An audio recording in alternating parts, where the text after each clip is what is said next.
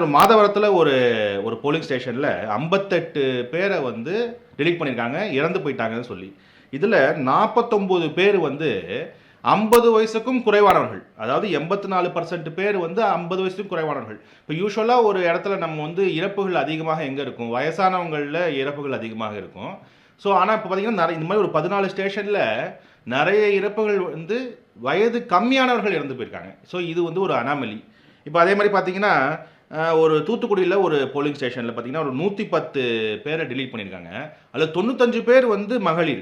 அதாவது 86%. அதாவது மிகவும் அதிகமாக மகளிர் மட்டுமே டெலீட் செய்யப்பட்டிருக்கார்கள். எப்படி இது முடியும்? இது போல ஒரு 35 ஸ்டேஷன்ல பார்த்தீங்கன்னா, அக்ராஸ் தமிழ்நாடு மகளிர் அதிகமா டெலீட் பண்ணப்பட்டிருக்காங்க.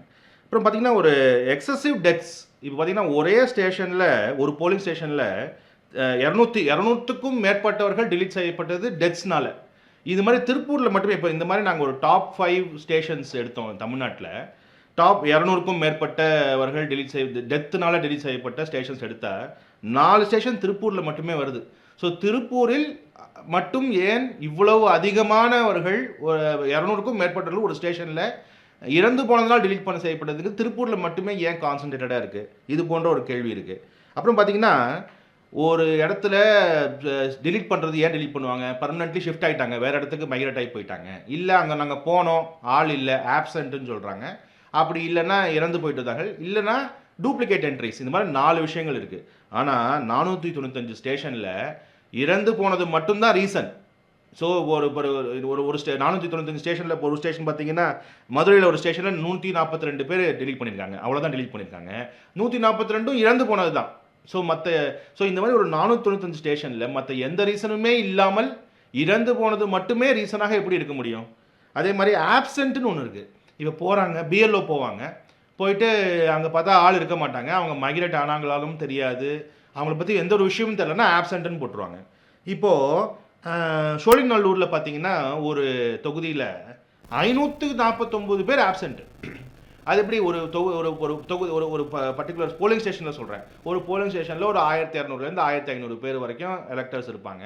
அதில் கிட்டத்தட்ட பாதிக்கும் மேற்பட்டவங்க ஆப்சென்ட். ஸோ இந்த மாதிரி ஆப்சென்ட்னு பார்த்தீங்கன்னாலே ஒரு 6000 போலிங் ஸ்டேஷனில் தமிழ்நாடு முழுக்க எக்கச்சக்கமான பேர் ஆப்சென்ட். அது எப்படி அப்படி இருக்க முடியும்? இது முக்கியமாக சென்னையில் இது மிகவும் அதிகமாக இருக்கிறது. ஸோ இது போல் வந்து பார்த்தீங்கன்னா, அதே மாதிரி பர்மனெண்ட்லி ஷிஃப்டடுன்னு சொல்கிறாங்கல்ல, அது ஒரு ரீசன். அதில் பார்த்தீங்கன்னா எக்கச்சக்கம் சில தொகுதிகளில் பெண்கள் மட்டும்தான் ஷிஃப்டட், ஆண்கள் ஷிஃப்டடே இல்லை. இது போன்ற தொகுதிகள் நிறைய இருக்குது. ஸோ இந்த மாதிரி பார்த்தீங்கன்னா, இந்த டேட்டாவை வந்து நம்ம 97 லட்சத்தை இந்த போலிங் ஸ்டேஷன் ஒவ்வொரு போலிங் ஸ்டேஷனாக எடுத்து பார்க்கும்போது பலவிதமான பிரச்சனையான தகவல்கள் இருக்குது. இது வந்து முறைகேடா அப்படின்னா நம்மளால சொல்ல முடியாது. இது வந்து இன்கன்சிஸ்டண்ட்டாக இருக்குது. இது ஒரே ஒரு சீராக இந்த டிலிஷன் செய்யப்படவில்லை. இதை வந்து மறுபரிசீலனை கண்டிப்பாக செய்ய வேண்டும். இப்போ நம்ம பீகார்லேயே பார்த்தோம், முடிஞ்சு போனதுக்கு அப்புறமா எவ்வளவோ ரிவிஷன்ஸ் பண்ணி எத்தனையோ மறுபடியும் எலக்டர்ஸ் சேர்த்ததை பார்த்தோம். தமிழ்நாட்டிலையும் இப்போ எக்கச்சக்கமான எலக்டர்ஸ் இப்போ திருப்பியும் ரிவிஷன் பண்ணும்போது நமக்கு தெரியும் இதில் எவ்வளோ தவறான டிலிஷன்ஸ் நடந்திருக்குங்கிறது நமக்கு தெரியும். இறந்தவர்களுடைய வாக்குகள் வந்து நிறைய பேர் நீக்கியிருக்காங்கன்னு சொன்னீங்க. ஒரு சில பகுதிகளில் வந்து இறந்தவர்களே வாக்காளர் பட்டியலில் இருக்கிறதா வந்து குற்றச்சாட்டு எல்லாம் முன்வைக்கப்படுது. இதை எப்படி பார்க்கணும்? கண்டிப்பாக இருக்கலாம். ஸோ இறந்தவர்கள் வந்து அதிகமாக இருக்காங்க, அவங்கள நீக்காமல் இருந்ததுங்கிறதெல்லாம் கரெக்டு தான். அது வந்து எந்த ஒரு இதுக்கும் இடம் இல்லை. ஆனால் எப்படி இப்போ ஃபார் எக்ஸாம்பிள் ஒரு இது எடுத்துக்குவோம். திருநெல்வேலியில் 119 வாக்காளர்கள் டெலீட் பண்ணியிருக்காங்க. 119ம் டெத்து தான், வேறு ரீசனே கிடையாது. சில இடங்களில் பார்த்தீங்கன்னா 95%க்கு மேலே வாக்காளர்கள் டெலீட் பண்ணது முள்ளவே டெத்து மட்டும்தான். இன்னும் இப்போ திருப்பூரில் அது ஒரு பிரச்சனைக்குரிய விஷயம் இல்லை. ஒரே ஒரு போலீஸ் ஸ்டேஷனில் எப்படி 200 வாக்காளர்களுக்கும் மேற்பட்டவர்கள் டெத்துனால் டெலீட் பண்ணிருக்க முடியும்? மொத்தமே ஒரு போலீஸ் ஸ்டேஷனில் 1200லேருந்து 1500 வாக்காளர்கள் இருப்பாங்க. அப்படி இருக்கும்போது அதுவும் திருப்பூரில் மட்டும் ஏன் இவ்வளவு? ஸோ இது போல் அனாமலிஸ், அதாவது நம்ம வந்து இறந்து போனவர்கள் லிஸ்ட்டில் இருக்காங்க, அவங்கள டெலீட் பண்ணணும், இதெல்லாம் வந்து எந்த விதமான சந்தேகத்துக்கும் இடமில்லை. இதெல்லாம் கரெக்டு தான், உண்மை தான். ஆனால் இந்த அனாமலிஸ்க்கு என்ன பதில்? அவ்வளவுதான் வந்து பிரச்சனை. எஸ்ஐஆர் வந்து நீடட் ஒன், பட் அதோட டைம் பீரியட் கொடுத்தது தான் ரொம்ப லேக் ஆஃப் டைம் அப்படின்னு சொல்லப்படுது இல்லையா? இதை ஒரு ப்ராசஸிவாக கரெக்டாக பண்ணுறதுக்கான வாய்ப்புகள் என்ன மாதிரி எடுத்துருக்கணும் சார்? இப்போ பீகார்லேயும் நாங்கள் இது மாதிரி செஞ்சோம், தமிழ்நாட்டிலையும் இதை செய்கிறோம், மற்ற மாநிலங்களையும் செய்ய போகிறோம். இது எல்லாத்துலேயும் கன்சிஸ்டண்ட்டாக தெரிய வருது என்னன்னா, இந்த கால அவகாசம் 2 மாதங்கள் மாதத்துக்குள்ள இருக்கும்போது இதை அவசரமாக செய்யும்போது இந்த மாதிரியான சில சிக்கல்கள்ல மாட்டிக்கிறாங்க.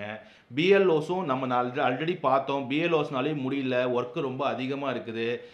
ஒரு சில பிஎல்ஓக்களை நான் சந்திக்கும்போது அவங்க வாட்ஸ்அப்ல காமிக்கும்போது கிட்டத்தட்ட 200 பேர் அவங்களுக்கு வந்து மெசேஜ் அனுப்பிச்சிருக்காங்க. ஸோ அவங்க எவ்வளோ பேர் ரெஸ்பாண்ட் பண்ணுவாங்க, எவ்வளோ கரெக்டாக ரெஸ்பாண்ட் பண்ணுவாங்க. ஒரு தொகுதி ஒரு இடங்கள் சென்னையிலேயே வாடகைக்காக ஒரு இடத்துல இன்னொரு இடத்துக்கு குடி போறவங்க எத்தனை பேர் இருக்காங்க? ஸோ அப்போ நீங்கள் ஒரு இது நீங்கள் போய் கேட்கும்போது அவங்க கண்டிப்பாக இங்கே தான் இருக்காங்க, அங்கே தான் இருக்காங்க, இவங்க இறந்து போயிட்டாங்கங்கிறத இவங்க எப்படி கண்டுபிடிப்பாங்க? 2 மாதத்துக்குள்ள. ஸோ இந்த கால அவகாசங்கிறது தான் இந்த எஸ்ஐஆர்ல பெரிய பிரச்சனையை ஒழிய, இதில் வந்து ஒரு இது வந்து ஒரு தவறு அவங்க வந்து வேணும்னே தவறு செய்கிறாங்கங்கிறது இல்லை.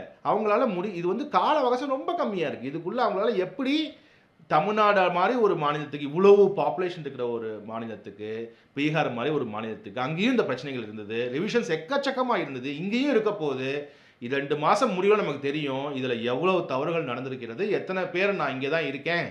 திருப்பி எனக்கு வாக்கு இது எனக்கு சேருதுன்னு சொல்லி கேட்க போறாங்கிறது 2 மாசம் முடிவுல நமக்கு தெரியும். இதுல எத்தனை பேருக்கு கால விரயம்ங்கிறதையும் நம்ம தெரிஞ்சுக்குவோம்.